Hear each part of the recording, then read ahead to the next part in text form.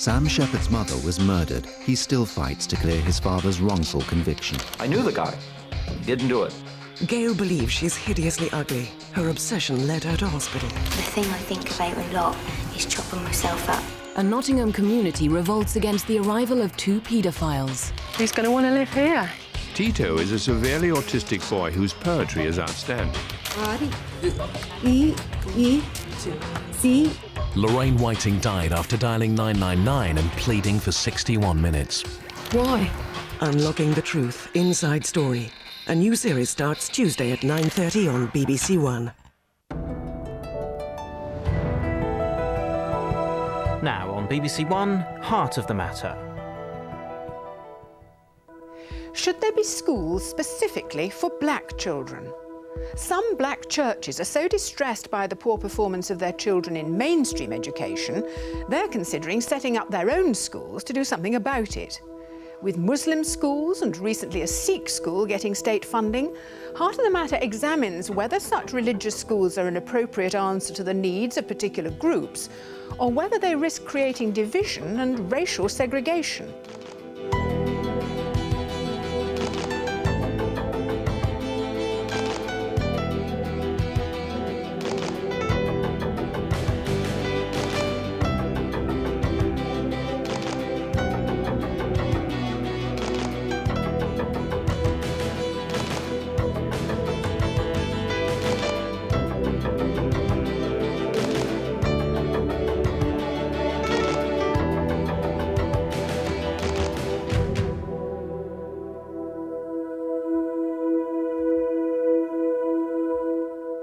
Statistics indicate that our education system is failing black children. Not surprisingly, their parents and communities are concerned, and plans are being discussed to set up special black schools to address the problem. Britain has always funded Catholic and Protestant church schools, Jewish schools qualify, and more recently Muslim and Sikh schools have been granted state support. On Heart of the Matter tonight, we debate whether such schools are a good idea or whether they're evidence that ethnic integration has failed. Joining the debate are, from our core panel, political commentator Simon Heffer, together with educationalists Clive Lawton and Pam Smith, and philosopher Anthony Grayling. But first, Robert Beckford, a tutor in black theology, puts the case for black Christians creating schools of their own. There are two passions in my life, black intellectual thought and football. As a black theologian, I try to pass on my enthusiasm for black writers and black academics to all of my students. There's a world of ideas, discussion and debate within these books that very few black people have access to. I also love football and spent most of the last month watching the African Nations Cup on cable TV. About 1 in 6 professional footballers in Britain today are black. By contrast, only about 1 in 100 university lecturers are black. This comparison interests me because at school I was always encouraged to play sport and consider myself a budding Pele rather than read books and consider myself a potential writer. Despite this, I chose the academic path, first studying and later teaching at university. But looking back, for many African Caribbean people of my generation, schooling was a battlefield. In our fight for a decent education, we were often ambushed by classism in the form of low educational expectations for black children and racism in the form of fake scientific ideas about black sporting prowess. As a consequence, many black children left school with more sports trophies than academic qualifications. Today, not enough has changed. Despite 3 decades of reports and good intentions, institutionalized racism and classism are still rampant in state education. But it could all be so different. Some research suggests that black children of nursery age do better in educational tests than all other children. The scores even out once they get to primary school, And from then on, their performance starts to slip. Something happens at school to destroy that early promise.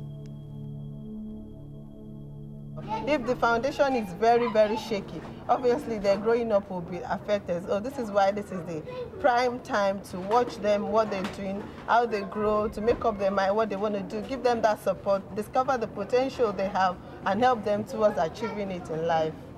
You just listen. Okay, what is the opposite of inside? When we say we are inside now, what is the opposite? These parents send their children to extra classes on a Saturday. The supplementary schools are often run by members of the black churches. They try to compensate for the ongoing history of poor results in mainstream state schools. 10 years of failure is bad news. 20 years, a catastrophe. But 40 years of failure is nothing more than a national scandal. Some parents are so concerned that they've decided to send their children back to the Caribbean, where standards and behaviour is often much better. I know that I certainly will. But what's the future for education in this country? What we're planning to do here is to encourage the black majority churches to look at what the possibilities, whether they should be taking over failing schools themselves, whether they should be establishing quite a number of schools in every major city. The point of the exercise is there should be significant provision for black pupils so that they can have an alternative choice to what is available to them today. Mark Sturge heads the African Caribbean Evangelical Alliance. There are Muslim schools, they take care of their own kids. There are Catholic schools, which take care of their kids. There are Jewish schools, and every significant faith community takes care of themselves. What we don't have is anyone looking after the interest of black pupils.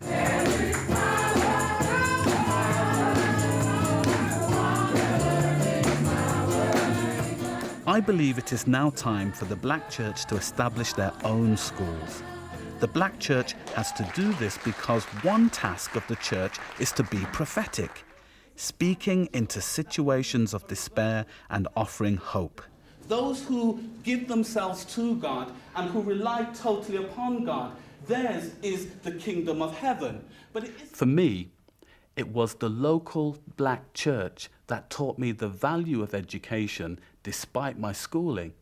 Sunday after Sunday, I was provided with positive images of black men and women with purpose and assurance.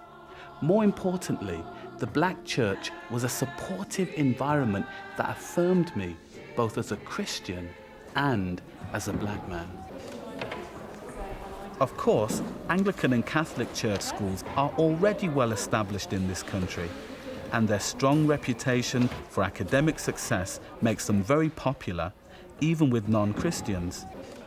Now the Church of England too has plans to dramatically expand its role in education, to step in where the secular schools are failing. Canon John Hall is their Director of Education Policy. There are going to be an increasing number of schools at secondary level over the next few years, and the church will want to play its part. If we have 1 in 4 primary schools, I wouldn't expect us, to have quite parity provision at secondary, although the Roman Catholics do, and we may plan to do that over the next 50 years. But in the next 5 or 10 years, certainly we might hope to 10, 15 years to double the number of secondary schools. That's just an off-the-cuff, not pin-downable hope. Some people would welcome the expansion by the Church of England, but it doesn't provide the answers for black children. Maybe ethnically particular schools are the best bet, where black teachers provide education for black children. It may make some people uncomfortable, but ethnically specific religious schools are with us already and growing in number. Just a couple of months ago, Britain's first Sikh school came into the state sector with government funds. It's not that we forced them to come here. We wanted them to come here to learn about our religion and everything. And then they liked it as well, and they're very happy here. Okay, ਕਿਸੇ ਨੂੰ ਪਤਾ ਮਕਾਨ ਦਾ ਮਤਲਬ ਕੀ ਹੁੰਦਾ English ਚ? House. They learn Punjabi, which they didn't learn in the other school. They're learning different language here as well. Because this is parallel to this, so this angle and this angle add up to 180. The school has always taught the national curriculum since it opened in 1993.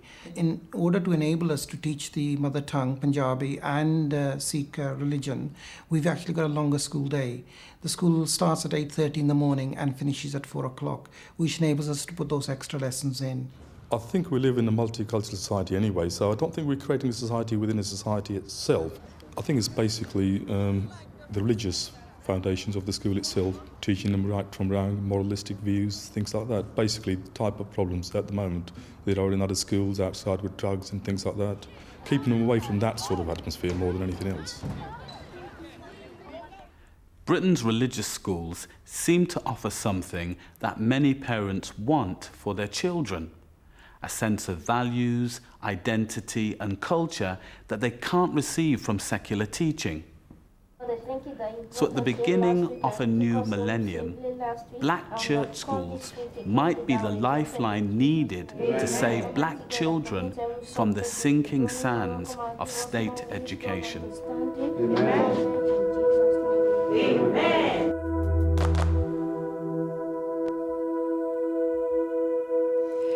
Smith, you're concerned about black children failing in the state system. Do you think that Robert's recommendation is going to solve that?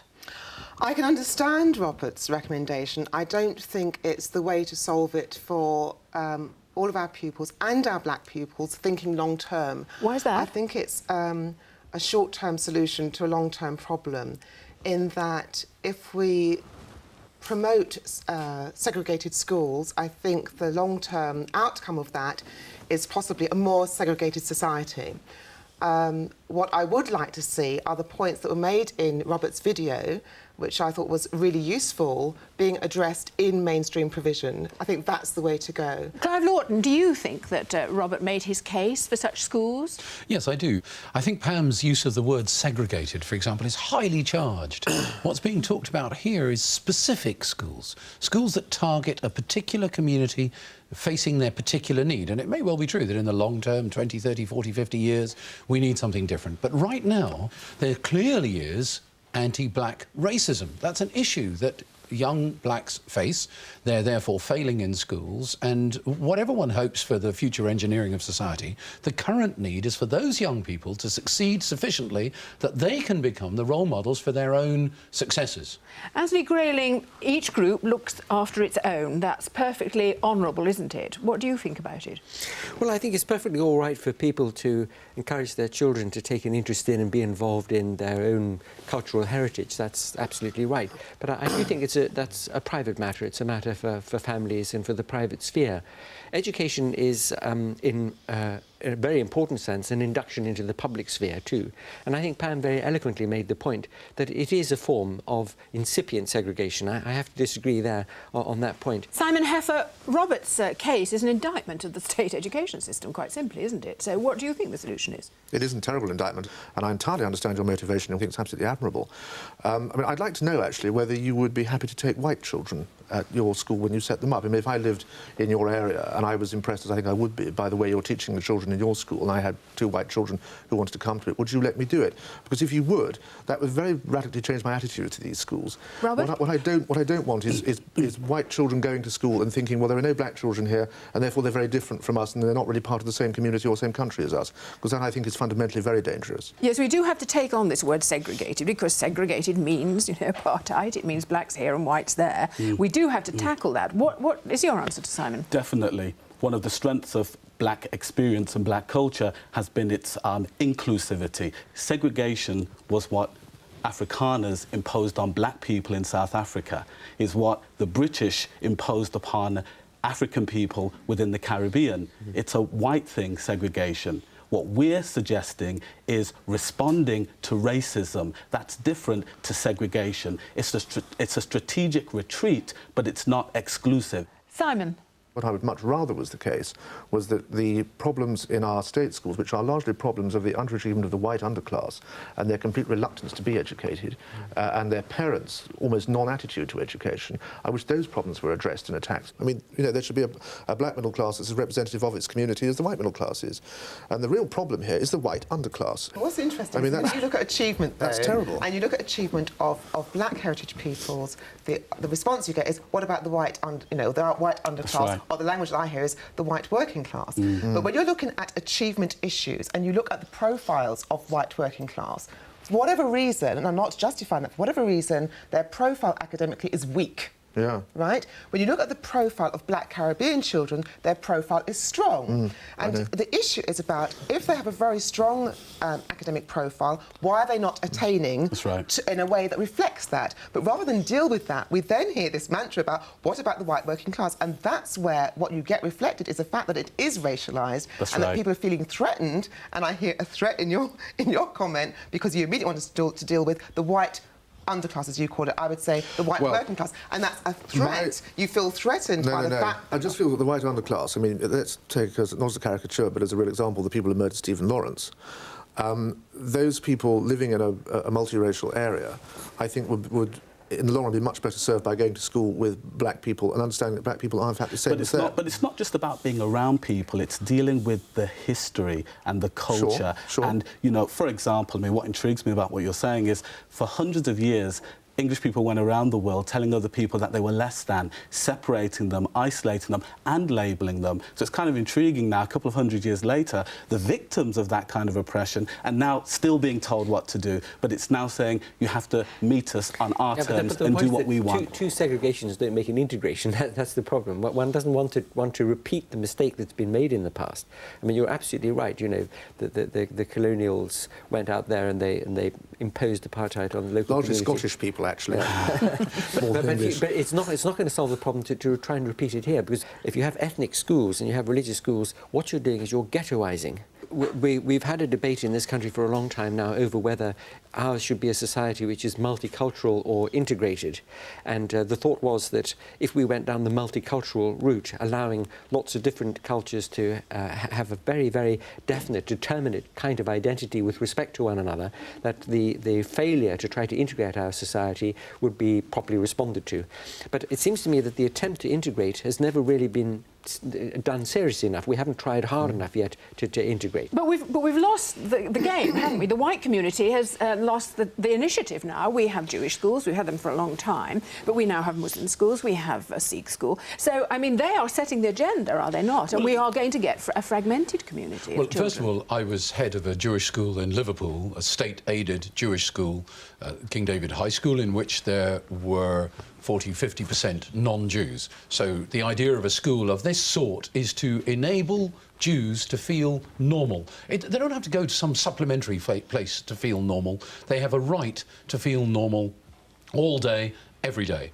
And that's an important part of the induction. And I think when Anthony talks about school being an introduction to society, it certainly is. But we don't insist that 5-year-olds have to go out and cross the road on their own, or that 10-year-olds have to go down the mines now because one day they're going to have to. School is about preparing children for the life they go into, not about replicating the life they had to face. But there is another issue here, which is not simply one of multi-ethnicity, but also of faith. Now, faith schools teach different faiths, and I wonder what you feel, Simon, about schools being an arena for the teaching of specific religious beliefs.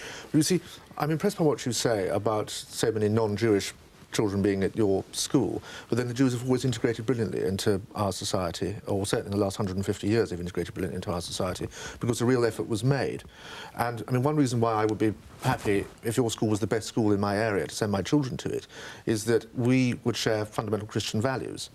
But I wouldn't want to send my children to a school that was, say, a Sikh school, not because I have any disrespect for Sikhs, or indeed to a Muslim school, because I have any disrespect for Islam, but because that isn't they're very overwhelming cultures, and they're not cultures that have integrated so far, and they're not cultures in which I would feel comfortable for my children to grow up. But Simon, when you talk about Islam or Sikhism being powerful and almost overwhelming cultures, you underestimate the power and the overwhelming nature of white somewhat Christian society in which we live. Yes, you talk about they're very exclusive cultures, but aren't Simon, well, I'm not sure. You talk about well, wait a minute, let Clive... You talk about the success with which Jews have integrated over the last 150 years, and to some extent that success of integration has been because both Jews and non-Jews have had invisible but very real borders between themselves, and therefore integration has been possible. The fear consistently is when the majority society talks about integration, what it actually means is assimilation.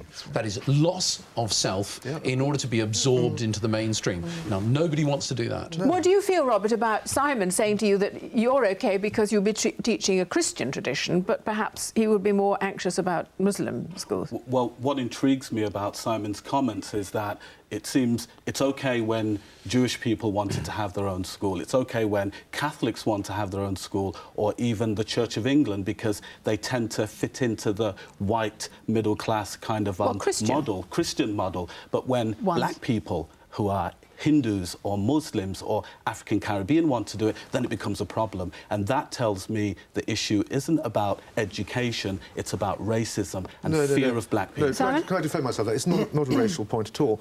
But we have seen how very closed, for example, the Muslim community is in this country. I mean, the way that they treat women, for example, is not a way that that your culture would treat women or my culture would treat women. And there are such great barriers to proper integration into our society and proper comprehension that I wouldn't want my children to grow up thinking that women were second-class citizens who had to walk around covering their faces and not speak to men. That isn't how I want them to conduct Simon, that's a caricature of Muslims, frankly. The vast majority of Muslims in this country do not take up those positions, but even so... There's a lot who do, and who send their daughters back to India or to Pakistan. The vast majority of Muslims also came to Britain, not least very enthusiastically encountering Britain. The response that they discovered was very, very encouraging to them to bounce back on their own culture and tradition, which was much more secure to them than the environment that they found. So really, I think it's very important not to accuse communities of being inward-looking when frequently their inward-lookingness is a product of the way in which they've been met Let me bring in another... They look inward in their own countries with great respect. They behave no differently, nor should they, in this country, where they behave in the countries from which they come. I want to raise another issue. Just let me raise another issue here with Andy Grayling, because what we're talking now is about faith schools encouraging your culture, my culture. Everyone's using these terms. But this is all based on religious concepts. Now, I wonder if faith has a place in schools at all? I'm afraid I don't think that it does. I do think people ought to have an opportunity to look at all the different faith traditions that there have been in history. But to bring children up, small children who are not in a position to evaluate and assess the claims made on behalf of one or another religion for themselves, as if the claims of a given religion were true, seems to me to be a form of unacceptable brainwashing. I would like to see a secular education system. I'd like to see religious instruction being a matter of private conscience for parents and for children. I'd like to see the children have an opportunity at school to debate and reflect and think about these things in a way that gives them the opportunity to be free of them if they want to. But I certainly object to to my taxpayers' money being used to fund religious schools where very small children are being told things that I regard as false. Clive, religions have been responsible for enormously divisive conflicts in history. Let's get the legal and financial realities straight first. Religious schools, state-aided schools, church, Jewish, whatever, schools, are paid for to the tune of about 85% by the state. The notional element, which is the religious dimension, is paid for by the religious community. So none of Anthony's taxpayers' money is going on promoting Judaism or Islam or anything else. It's going on educating children in the national curriculum wherever those children happen to be. The frankly rather soppy expectation that my children should meet a Muslim and a Sikh and a Chinese and a farmer and a miner and a whatever. That's not soppy. It's soppy because it's not going to happen. You see, when we say we want our children to meet every... Well, you can't, not unless you insist that farmers stop living in the countryside and come and live in my bit of town, or that urban people stop living in my bit of town and go and live in the countryside, or that Chinese people scatter themselves all over the country. But it's happening so much more now than it did 20 years ago. It clearly on the way, yes, but it's the quality of the education that's provided, not the mix that you engineer in the classroom. Different communities, rightly, and perfectly understandably desire to cluster geographically for their own communal experience. Therefore, we have schools in different parts of the country where there's a significant number of Muslims or a significant number of Sikhs or a significant number of whatever else. And that's just fine. And you cannot ask Sikhs, for example, to have to go and live one in every town in the country so that every child can meet one. It's just not fair on the Sikh child. It may be wonderful for everybody else. Well, that's a caricature, but let me just put to you finally, Robert, do black children learn better from black teachers? I mean, is there evidence that this is so? Well, in my experience, yes, because there's an empathy, there's an understanding, and there's an experience that is shared, and that's a very empowering tool when you're trying to educate somebody. Right. Well, concern about school children taking the right direction in life is also exercising the government, which has just launched a scheme offering personal mentors to teenagers. Role models are all the rage today, but who should be role models and how should we expect them to behave? Tina Knight, chairman of Women into Business, says being a role model is a responsibility she doesn't want and society doesn't need. I suppose I'm a bit of a rare breed. Not just a woman who runs a company turning over millions of pounds, but a woman with a big role in electronics, an area that has normally been considered a man's world. I'm proud of what I've achieved, and I like being successful. But with it comes something I hadn't bargained on, the pressure to be a role model for other women. It came as a bit of a shock to me to realise people wanted to model themselves on me. I mean, I always thought people would do it their own way. The other thing was people always asking me, who was your role model? Well, I didn't have one. I didn't realise I needed one. Let's book a in-house training session on this so that we are... But that just doesn't seem to be acceptable anymore. Today, role models are apparently essential for anyone to get on, particularly if you're from a group in society that often faces a struggle to get to the top. Whatever happened to willpower and hard work? I don't mind lobbying on behalf of women for practical measures and helping networking. That's part of the job. I chair a number of organisations that do that, like Women into Business and the British Association of Women Entrepreneurs. But I don't personally want to be a role model. People get certain expectations of you. I don't want to be put on a pedestal only to be knocked off again. And I'm not sure whether role models don't just do more harm than good. They can create envy rather than inspiration, and they sometimes make people feel inadequate about their own achievements. True, as children we did learn about heroines like, say, Florence Nightingale. But today we have celebs, not heroes. Why on earth did the government think Jerry Halliwell would make a good role model for girls? And then look at the role models people pick given a free choice. Those Oasis lads and Mike Tyson, for heaven's sake. What kind of good do role models like that do? If you set people up, they're bound to disappoint. You can't pigeonhole individuals. And if you do, you can kill the creative spark that got them to the top of their tree in the first place. For me, there's no substitute for doing a good job and taking pride in what you do. Self-respect. I'll give you a call later and double check. So I've no time for this latest fad, mentoring schemes. I'm always being asked to be a mentor. Well, excuse me, I've got a business to run. That's how I got to be here in the first place. Of course it helps to chat and bounce ideas around with colleagues. But if you want inspiration, don't look to others, look inside yourself.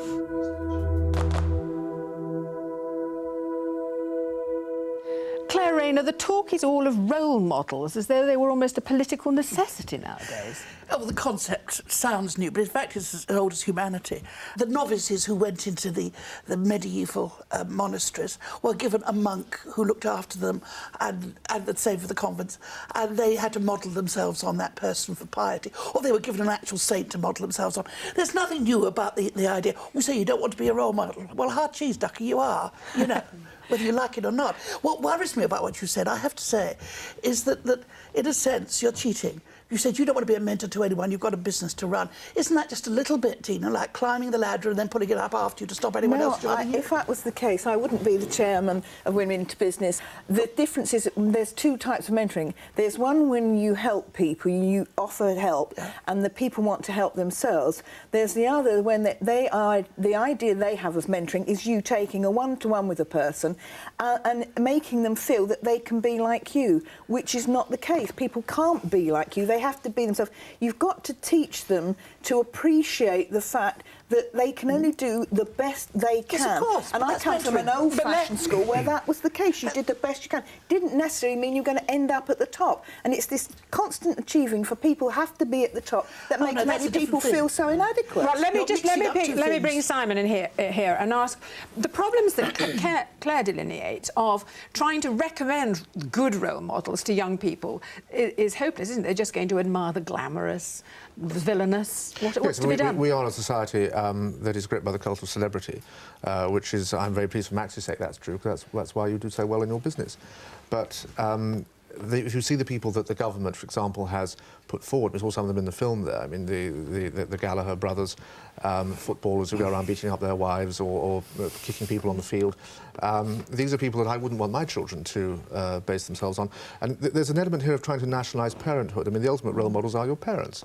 And I'd much rather that my children grew up looking at, even at me, for all my failings and limitations, than at someone who goes and beats his wife or kicks someone on the football field. What about you, Pam? Role models? Yeah, I think that in terms of role models, it isn't about setting up somebody for someone else to be that person. I think there was something in what you said, Tina, where you said, you know, I was an ordinary person and I went to this and I did the other. And I think the strong message is that people need to recognise that people who appear to be very divorced, successful and remote are essentially ordinary people, and the strength and the value in terms of connecting to role models is knowing their story. Not knowing how they got to the top, but knowing how they got there wherever there is. And sometimes for young people, they think, if you like, they were born into Tina Knight as she is now, or Claire Rayner as she is now, and they don't understand because they don't see the roots, they don't see the paths. It's not about somebody having to aspire to what you are currently doing, but it's about seeing that actually, essentially, they're ordinary people, this is what they did, and there's a universality about it, which is around things like commitment, perseverance, you know, being able to take setbacks. That's the power of role models. Let me just raise the point that we were discussing earlier about the nature of celebs as role models, because, Max Clifford, you really do trade on the naughty behaviour of bright young things and get their stories told in the papers for sums of money. The reality is that the biggest part of my business is keeping things away from the media about the stars I represent. You're paid to keep things secret, are you? That's the biggest part of my job. You know, whether it's Sinatra or any of the people I've worked with for donkey's years. The last 5 years I was involved with Frank Sinatra. It was keeping things out of the papers about arguments within the family. So that's totally wrong, what you've just said. Well, tell me then, what is the actual reality in which these young people who don't always behave very well have been elevated to such incredible heights of aspiration for young people? That's mainly the media. That's mainly people sell newspapers. You know, editors know that if they print about Princess Diana or Jerry Halliwell or whatever, or Posh Spice, people buy it. Do you have any problem with that? No, I think that that's just a fact of life. I think that people like the Beatles and other people I've worked with, like Muhammad Ali, has been a tremendous inspiration to young people. And they've said to a lot of young people, you know, whatever your background, you can get to the top. Please forgive me. The assumption here is that we, boring old adults that we are, actually have any say whatsoever in what young people choose as the example they want to follow. Every youngster there ever was has always chosen their own. Now, the fact that Max, or someone like him, forgive me, Max, is setting up people, or the media is setting up people, is beside the point. If the public, the kids say, we don't want to know, they don't want to know. They themselves choose. They can only choose from who is visible. and who is public and who is in the domain. You know, they can't choose people they don't know about. So yes, they choose their own, but they choose from who's available to choose from. Simon. Yes, I also feel it's very dangerous, to go back to the point I made earlier, that the government seems to have got into the business of trying to pick winners on this front. I mean, governments picking winners in anything is a very dodgy thing. It's so naff, isn't it? It's naff, and politicians really are out of touch with what's going on, and they really aren't qualified to talk about anybody really beyond their own family or circle of friends about who might not be a suitable role model. Well, politicians perhaps themselves aren't such good role models. Well, I think politicians are disastrous role models. I'm trying to think of one I would follow. Yes, I mean, I think there's a lot of that. But what are we to do do you think that's right, what Claire says, that young people choose for themselves and reject what's offered if they don't like it? I mean, aren't they manipulated into liking the Spice Girls or the Oasis or whoever? Why not? Of course there's an element of manipulation, and my trade, the newspaper trade, is as guilty as that as anybody, and I think Max is quite right to point that out. The individuals must make their own minds up about what they're going to do and how they're going to do it. And that's, again, why governments shouldn't be getting involved in saying to people, look at this pop star or this footballer, he is a terrific person, you should be emulating him. Because, in the end, people's individual free will... Yeah, but politicians just tend to use that for their own benefits. In other words, this person's very popular, so if they're supporting our party, we'll get the votes. That's all that's about. There is a scheme, isn't it? There is a scheme, apart from them nominating people like Jerry Halliwell as role models for girls, there's also this scheme to have mentors who are anonymous, not celebrities at all, but monitoring young teenagers. What do you think about that, Claire? I don't think it's going to work for teenagers because they've got their own minds. By that stage, they know exactly what they're after. They decide for themselves. If anyone had said to me at 16, 15, whatever, this is the person you're going to who's going to tell you how to run your life, I'd have told them I'd have used very strong language because I don't want anyone else to tell me at that age. I think I want to decide for myself. There, actually, because there are teenagers who find a lot of value in mentoring systems. It depends on the quality of the mentor. It depends on the programme of the mentoring programme and the context. And the most successful mentoring systems and programmes are those where the mentor learns from the young person too. It becomes a dialogue and an exchange, and it is helpful having somebody from a teenager in school's point of view who is outside of the power system, who doesn't see that teenager in the way that school perhaps sees her or him, and it's another adult who can listen, who can be advised. Let me raise another issue here. It used to be school teachers I just want to raise another... It still is, it's not either or. Why do you have to make mentors when if the school teachers were doing a good job and the parents were doing a good job, that's where your mentoring comes from, particularly teachers. I find, but then you should assumption that all parents are good and loving and caring. School teachers are in a position. We're not concentrating on trying to bring back the family life and good education. Good education with good teachers. That's where most people get their mentoring from in an early school experience, Tina. I think that's really naive. It's the largest part of their thing. They're at school most of the day with their parents most of the evening. I would say it was a huge part of their life. It's a significant part, but the point is that young people also learn from the people they encounter as they walk down the road, as they go to the shops. That is the reality. And what I think we need to recognise is that if we're not careful, that might be negative for some and positive for others. And if we're about promoting achievement for all pupils, we need to not compensate, but we need to address that through things like mentoring schemes. I don't think you can have that very naive Can I just ask about the pressure on young people who are already successful, Max, the sort of people you speak for, the pressure on them to behave well as role models. I see that footballers are constantly being lectured about they must be good role models. Do they care? Or should they? Well, pretty much no, they don't. But then, hopefully that will change because they have an important part to play.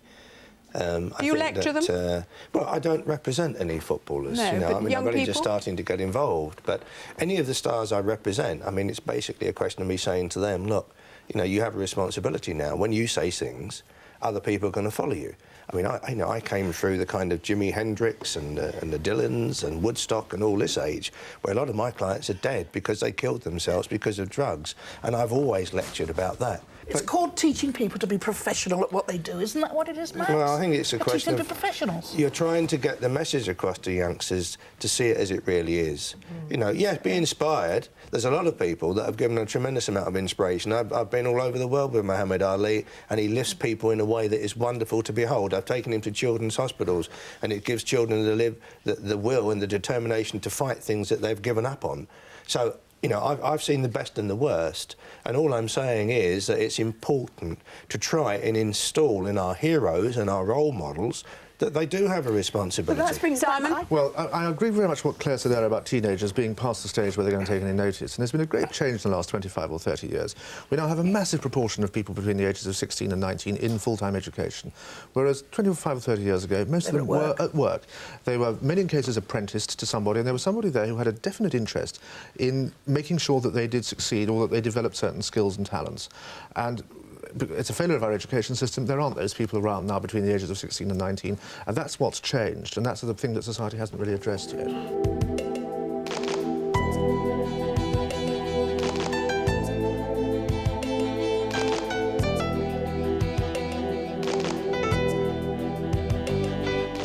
As genetic advances continue apace, Heart of the Matter asks how living longer will challenge our understanding of what it is to be human. That's next Sunday at 11:10 on BBC One.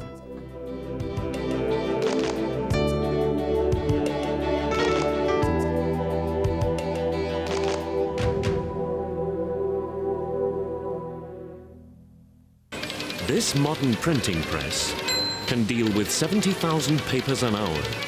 The latest edition can be in the shops in 90 minutes, by which time... Hold the front page! It's already out of date. Headline news every 15 minutes on BBC News 24. Illusions can change your life. David, where you been? Been waiting for you. Reality can destroy it. You have 48 hours to clear the site. All for love. We can go together, I want you to. I'm saving these trees. From what? There's animals and flowers. It's been here for hundreds of years. There's no animals here, there's no foxes or badgers, because you've driven them all away. Nature Boy. You heard me. The journey continues tomorrow at 9 on BBC Two. In the future, the BBC will still stand for truth, honesty and impartiality. It will continue to be driven by quality rather than profit. Commercialism. I don't think so. So whatever the future of broadcasting holds. Come on, we're off to the Future World exhibition. The BBC will always be the BBC. Visit the Future World exhibition free when it comes to your area. In Cambodia, searching for her brother, Sigrid Thornton finds more than she bargained for in the film Love in Ambush. Here on BBC One in a few minutes after the Weatherview from Isabel Lang. Hello there. Well, we've had some very high temperatures in eastern parts of the States this weekend. The average temperature here is around about 1 to 4 Celsius, but we had a high of 21 in Detroit, 24 in Pittsburgh, and that's a new record for this month. 24 is 75 Fahrenheit. Southerly winds bringing that warm air, but we will see the winds turning around more to the west behind this front. The front itself bringing some quite active weather into the eastern seaboard for the early part of the week. Still for the Pacific coast, though, we've got systems lurking offshore to bring more rain right up in towards Seattle. And it does look as though, particularly in parts of California, we'll see some pretty heavy rain in the next 24 hours or so, with problems with local flooding. Well, back into Europe now, and we've had some beautiful weather in central areas this weekend. Sunday, sunshine here in Paris, a lovely evening, and it was sunny actually for much of France through the day. 18 degrees in Paris is well above normal, a high of 23 degrees in Albi in the south, and that's not far off a record for this time of year. Plenty of sunshine too, extending right across into Eastern Europe, but you can see this conveyor belt of cloud across the UK and up into Scandinavia. This has brought all the wet weather and the windy weather as well. And we had some very heavy rain in North Wales. Cabelkirrig collecting nearly 70 millimetres in 24 hours. That's getting on for almost 3 inches. And that same front bringing wet and windy weather right down across France and into the Alps in the coming few days, and introducing fresher west or northwesterly winds. For us in the UK, well, we did actually have some warmth for Sunday with those southerly gales, temperatures up to 14 degrees in Poole in Dorset. That's well above normal. And incidentally, Heathrow and Harden in Flintshire saw temperatures up to 13 degrees. There was a lot of wet weather. It's generally dry in the east, but we had a lot of rain across western parts of the UK from this front. Southerly gales accompanied that. The rain is now just across the southeast of the country, but it's going to move away during Monday. Then it'll be colder for all of us with blustery showers. Then we've got a little low to watch that's going to develop during the latter part of Monday into Monday night to bring more rain and gales into the south. And as that low pushes up across the UK on Tuesday, it could give a period of snow on its northern edge.